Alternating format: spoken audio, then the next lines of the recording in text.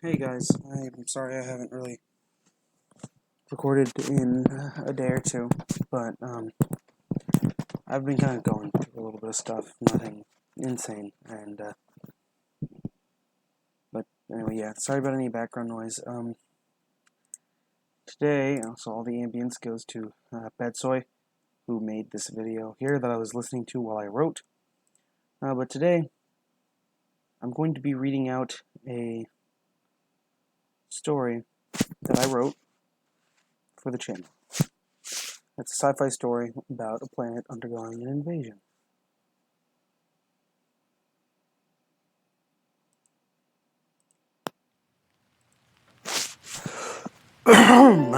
Sorry. Chapter 1. Chapter 1. Ghosts in the Fog. It couldn't really be called a city anymore. The collection of what were barely buildings looked like jagged teeth against the burning skyline. Varis. That's what this place used to be. A small world on the edge of human space. Mostly miners and farmers. The largest city on Varis, Europa, was the last bastion of human life. Maybe 1,000. Just 1,000 people of the near million who used to live here were still alive. Out of them, about 300 were soldiers. They were the local garrison, meant to fight off pirates or especially large gangs. Not what they were up against now. They could barely be seen, so high up in the sky that the smoke acted almost like a blanket, a shield against any of the humans who might want to see what was going to kill them. It was also raining, but the rain was hot, almost boiling water. We weren't sure if they did it or if there was just so much damage from the combat that somehow it was affecting the rain. It was just 3 ships. 3 ships that had brought ruin to this planet. We were on a rooftop when we realized. The first of us was Dojo, so called because he was a martial artist. He was Russian, and despite the situation, he still carried himself like a giant, had a big red scar that never healed right running across his face. Then, it was Rook.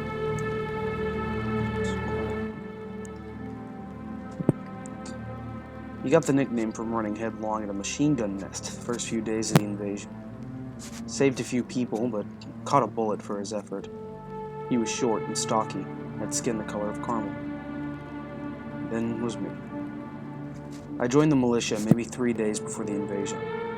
I'd never been much to look at, even before I'd taken a break to the face day 1. Now I looked almost purple from the bruises, and my face ached.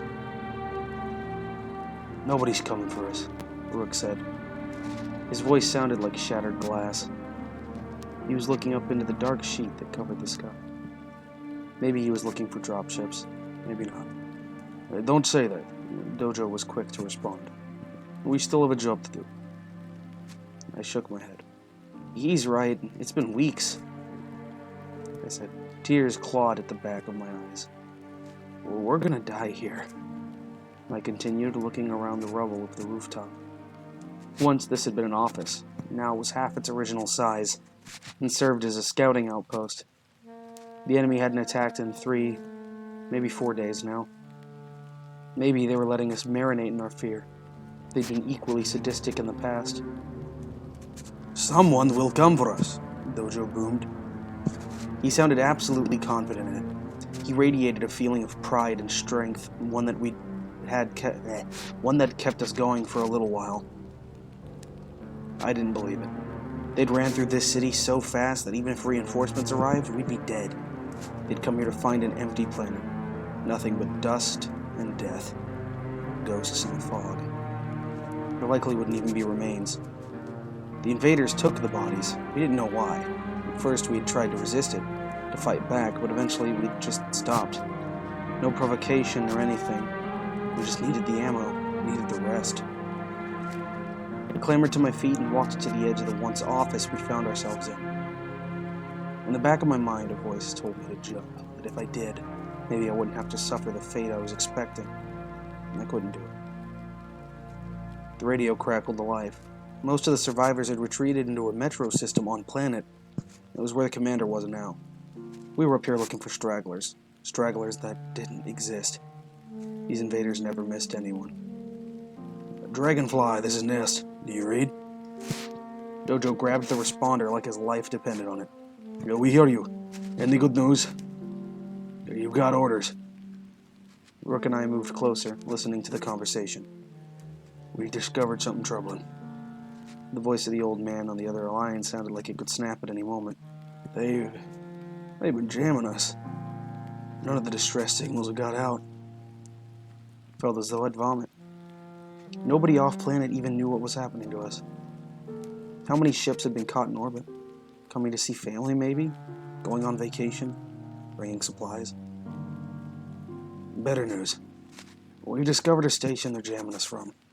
If your team can get there, you can shut it down. Once that's done, you could send the distress call. Maybe we could survive this. Rook and I shared a look. His eyes were large and gray, full of doubt. He didn't think we could. We're on it, Dojo said, an edge of excitement in his voice. Like we were heroes in some story. We're sending coordinates now. Get that message out. Good luck. Thank you, sir. We gathered our things. Dojo used an SMG, Rook a shotgun, and I had a marksman's rifle. I had originally been equipped with an assault rifle, but had been snapped during a skirmish last week, when we lost Venus, the medic of our squad. She was nice, optimistic. She died when one of the larger ones got a hold of her. Tore her in half. Rook shot her in the back of the head once it had started ripping. We both blamed him at first, but accepted the truth later.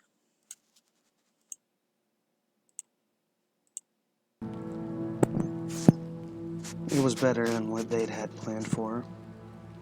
Rappel hooks were set into the side of the building, and we prepared to descend 8 stories in the rain. I was glad for our helmets. It was one of the few things we'd been given that wasn't as cheap and as low-tech as possible. The helmet and the Kevlar vest.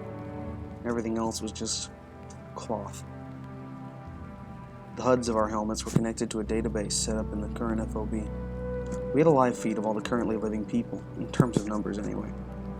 Our objectives were in the top left of our vision, and a compass dominated the lower left. Transparent, so at least we could still see through it. Rook was the first down. He took cover near what was once a car. Now it was just a little metal plate, half melted with a door. Dojo hit the deck next. He went prone in the middle of the road and took a look down it. I already knew what he was doing. He was looking for survivors. He did it every time we hit the ground, even though we all knew we weren't going to find anything by this point. I hung in the air a moment, keeping my cinch attached to the building, as I looked down the scope of my rifle. I was looking for rippers. What had got Venus? They stood maybe 8 feet tall, and sometimes the invaders would just send them out into the streets, tell them to go find us, I suppose. They always had blood on them. You could tell they'd found people out there. No signs of any sort of enemy, no bodies either. I declipped and dropped to the ground. Moving slowly across the road towards Dojo, I lay down on the asphalt near him. What's the plan? He pulled up a little holographic map. We're going to move towards Baker Square. We'll take Viridian and then stop at that apartment complex before we hit Baker. Should take us a bit to get there, so we'll hole up in there for an hour or two to rest before we keep moving. I nodded. Why are we stopping at the complex? Rook whispered hissed from his position. We ain't gonna find anyone. They're all fucking dead, Dojo.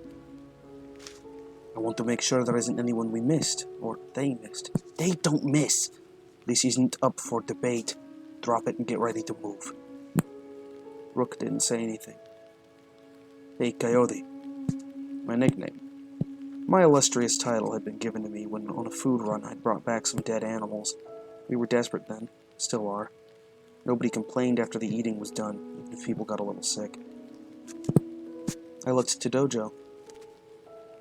You're going to bring up the rear. Rook takes middle. All will be on point. I nodded. Dojo climbed to his feet and started to move towards Viridian. It was a double-wide street that passed through a shopping district before hitting a few apartment complexes. Rook followed, keeping his head on a swivel, shotgun held high. I brought up the rear, keeping an eye behind us. was constantly afraid that a Ripper would show up to finish the job.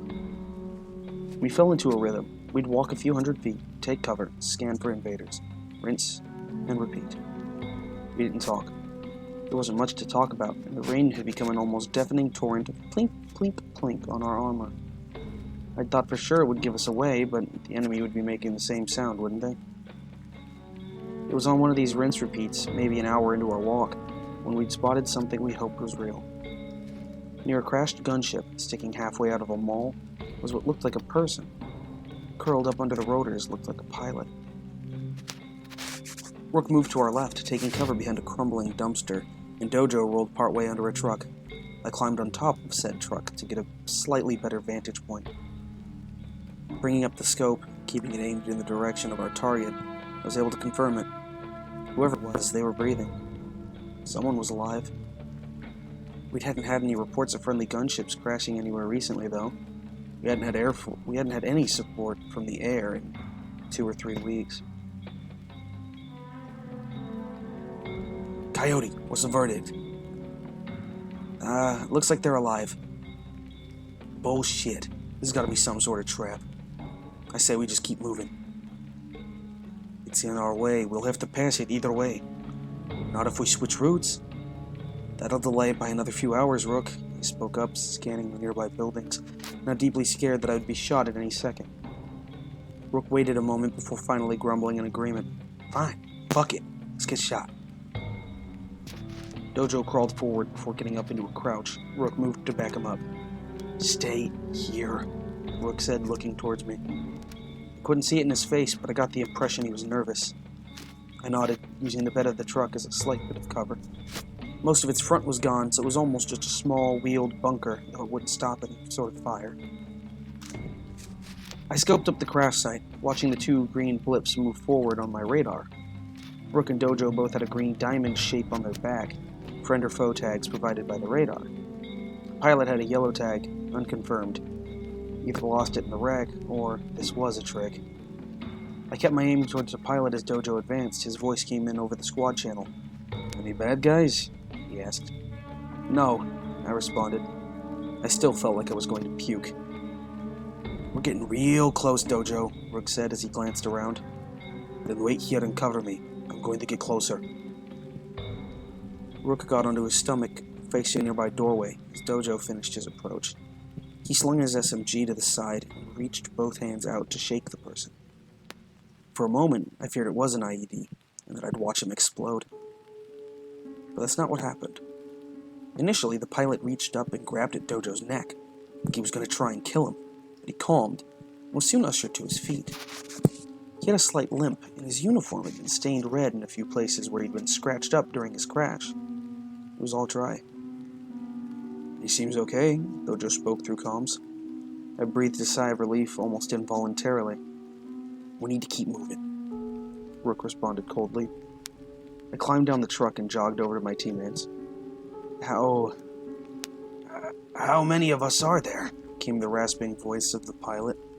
Not a whole lot, Rook responded, approaching as if he were going to simply carry the pilot if that would get us moving faster. Is help on the way? No, now isn't the time to talk about this, Dojo interrupted. We need to keep moving. We kept the pilot close and continued our walk. Nothing happened until we reached the apartment complex. The buildings had once been a vibrant peach color. Now, they were barely recognizable. I'd spent a summer here once, when I was 10. I could recognize the pool, half of the tree that I'd broke my arm climbing in. The only sign of there ever being human life here was the structure itself. All belongings, corpses, even most of the blood was gone. I couldn't tell what time it was when we first pushed into the building. It was dark, but over the past few days, everything had melded. The sky was always red, with the intense fires the invaders had brought with them. They were here to kill us all, and they were doing one hell of a job. Rook stole glances at the pilot whenever Dojo wasn't looking. I could see it in his stance. Rook didn't trust the pilot, wanted an excuse to shoot. The pilot sat down in a chair on the far side of the room and began to inspect his pistol. What's wrong? I whispered as Dojo checked the lobby. He was looking for people. Rook shook his head. Nothing. Come on, you keep looking at him. Don't you think it's weird? We don't find anyone else for fucking days. Then this gunship we don't know about just winds up here? Shitty luck on our part, I guess, I replied, glancing to the pilot myself. He was running his hands along the pistol, like he was trying to get a feel for it. Nah, I swear, this is some sort of trick. Rook looked back up at him. The pilot was still completely oblivious to the situation. Coyote, Dojo spoke up, looking to me. Yeah? You stay here with the pilot. Your rifle isn't any good in here. Rook, you take left hall, I take right. Look for people and tools. Meet here in 30. Yup, Rook said before taking off his own way. Dojo took the right hall. My footsteps echoed across the room. It was empty. Bullet holes lined the walls, but the casings were gone. It was as if this was the ghost of a building, or an abandoned TV set. All the props were taken.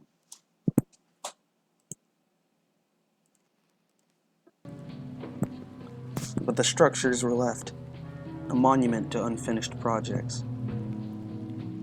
I set my rifle down and pulled up a chair. I looked to the pilot. So, what's your name? I asked, hoping to spring some sort of conversation. The pilot's head turned up towards me, but his body remained completely rigid. Donovan, he answered blankly. Maybe it was shock. That'd be understandable, but he sounded hollow, almost bored. Where are you from? I was born here. He had a weird manner of speaking. Pauses left just slightly too long in between each of his words. Like he was speaking English for the first time, yet fluent at the same moment. He didn't really have a detectable accent. He didn't even sound to be in pain. You feeling okay? I asked. I stared at his visor and it stared back. I am fine. Better now I'm inside. He was opening up a little more. That had to be good. The slight suspicion I'd been gathering was starting to subside. Of course he was acting strange. We were in a strange situation. Rook's voice came over the squad comms. Hey, get the hell over here. Both of you. Bring the pilot. I found a body. And that is the end of the chapter. I hope those of you who listened enjoyed it. I'll be writing and uploading more of it at a later date. I'll see you all next time.